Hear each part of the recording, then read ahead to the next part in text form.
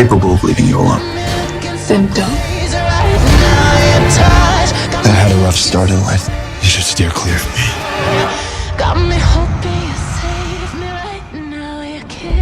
I don't do romance. My tastes are very singular. You wouldn't understand.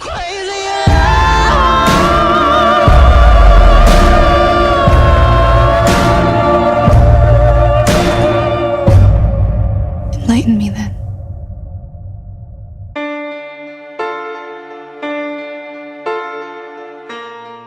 "50 Shades of Grey," the 2011 erotic romance novel by British author E.L. James, has been one of the fastest-selling series in recent years, with 20 million copies sold in the United States and 31 million worldwide since March. However, people who know about 50 Shades of Grey have probably heard that author E.L. James began the story as post-Twilight fan fiction. But now the internet evidence of its start has been deleted, so its origins have been erased. Gallicat had previously visited the site to review history of E.L. James' website 50shades.com, where she began posting her writing after beginning on FanFiction.net. Their findings demonstrated that James' early writings were meant to be a continuation or detour of the characters in Twilight, including images of actors Kristen Stewart and Robert Pattinson, which was in James' online recreation, Masters of the Universe, which eventually evolved into the 50 Shades of Grey. Now, only Gallicat screenshots of the site remain online. The Internet Archive Wayback Machine no longer has them. So in the case of 50 Shades of Grey, where the work is inspired by the characters of Twilight and written in an alternate universe, is the work different enough from the original work to not be termed as copyright? So far, fan fiction, in which devoted readers recreate characters from their favorite works in their own writing, has been left largely to flourish freely.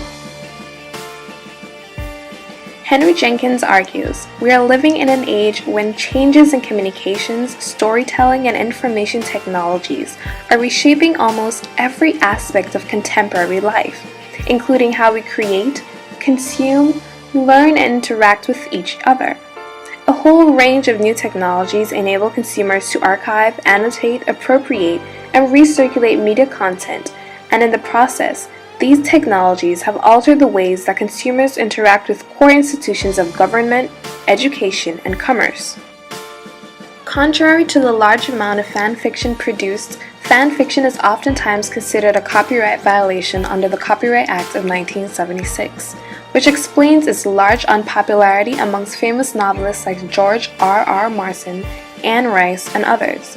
Under the Copyright Act of 1976, a copyright owner has the exclusive right to reproduce, adapt, distribute, perform, and display their work. Any person who infringes upon the right of a copyright owner without their permission has violated someone else's copyright. Under United States copyright law, to qualify as an original work, the level of originality is a modicon, a low bar that protects almost all manners of works so long as the work was created by the author. Considering this low threshold, most fan fictions are original due to the authors having no connection to the originating author other than inspiration.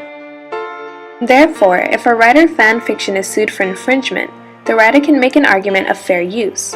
Under fair use, there is a four-factor test that the courts apply. 1. The purpose and character of the use, commercial in nature and non-profit educational purposes. 2. The nature of the copyrighted work. 3. The amount and substantiality of the portion used in relation to the copyrighted work. And 4. The effect of the use on the potential market of the copyrighted work. Media consumers and organizations are facing many challenges in today's society as the nature of our media environment changes. As we enter into an era where spectatorial cultures are giving way to participatory cultures, there is no denying that old media systems are dying and new media systems are being born. Through transmedia storytelling, individuals are finding ways to incorporate and produce their own cultural creativity to art and fiction. We are no longer just looking on and being passive receptors to the media we come into contact with. We are continuously finding ways to participate and interact with media, entering a more complex mediascape where average citizens have the ability to seize control over the media they come into contact with by telling their own stories in powerful new ways. Pavlik argues, there is no doubt digital media are hanging and will continue to change the relationship between mass communication industries and the public. Some general trends can be discerned that will provide a better perspective on how our digital media use is changing our media world, and by extension, our social and cultural worlds. Jenkins believes, and I agree, that we should not assume that someone possesses media literacy if they can consume but not express themselves. Moreover, the production and distribution of fan fiction demystifies the creative process and allows young writers to take on the mantle of author, a role which traditional publishing reserves for a cultural elite. The very act of reading and watching alters the meaning of a text as opposed to its original content.